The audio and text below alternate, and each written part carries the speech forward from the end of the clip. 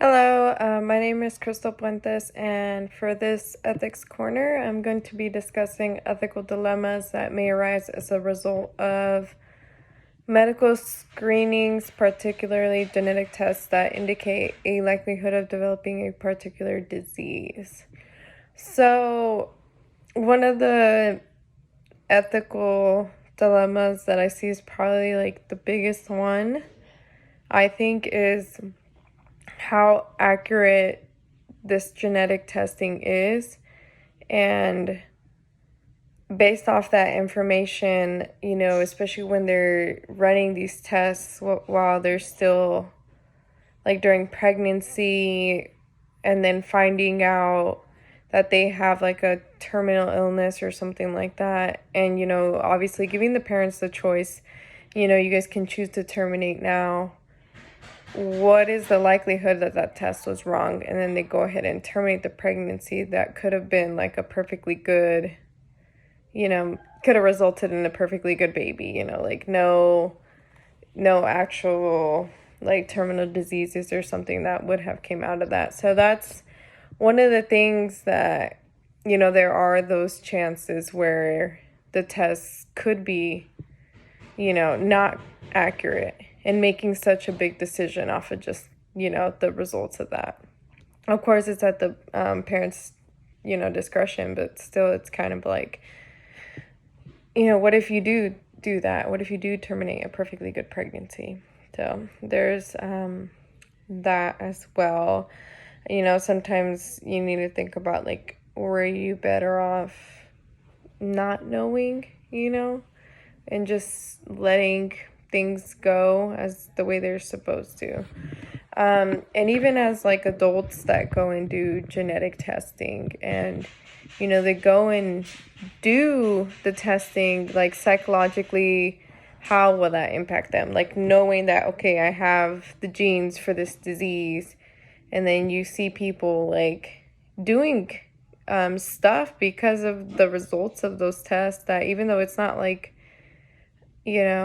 guaranteed, but then you have women that go and do like the double mastectomies because they have like the BRCA genes and stuff like that. Like people do make decisions based off of the results of the genetic testing, and some people just want to make sure, they feel like their life is like really, they really value their lives, and they feel like they'll do anything to make sure that, they can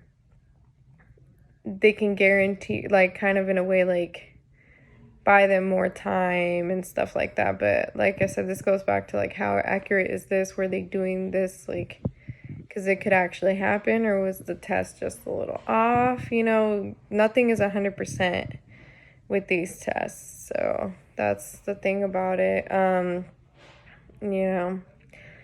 then genetic testing, like just like in children, especially when they're born, they do they do a bunch of like tests. I think they test for like cystic fibrosis and a bunch of other stuff that could develop later on as well. Like, is it okay to put kids through the testing, like, and then in a way though, I do feel like it does obviously have its benefits, that, parents are made aware that, oh, like your child could develop, or they have the gene to develop cystic fibrosis. So if caught early, they already kind of were expecting it. They were mentally prepared for it.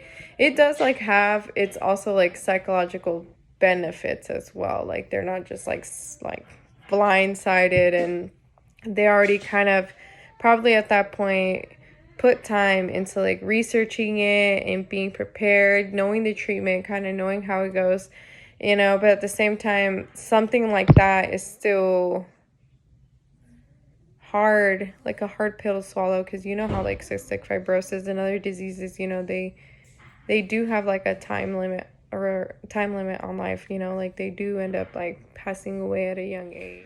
So there's all those things to consider. And then of course, letting people make their own decisions You know, that everyone has like the right not to know. You know, like I know that these tests are put in place, you know, for, I guess, to be able to know and everything. And in reality, it's kind of a hard way to think about it, but this kind of does prevent, I guess, putting someone through not having like a good quality life, you know, like in a way would help prevent that pain and suffering as well. But at the same time, you know, some people, like, you know, they have the right not to know. Like they don't have to know, you know, and there's nothing wrong with that. You know, if they just want to let things be, you know, some people have either religious beliefs, their cultural beliefs, you know, a lot of like cultures and stuff, or, you know, they just don't believe in abortions. They don't, you know, and some people do. So it's really just respecting the person's beliefs, and, you know, it's not wrong if they don't want to know, you know, if they don't want to go through with the genetic testing, even though, you know, a lot of people would think, you know, there's a lot of benefit from it. So thank you guys for listening.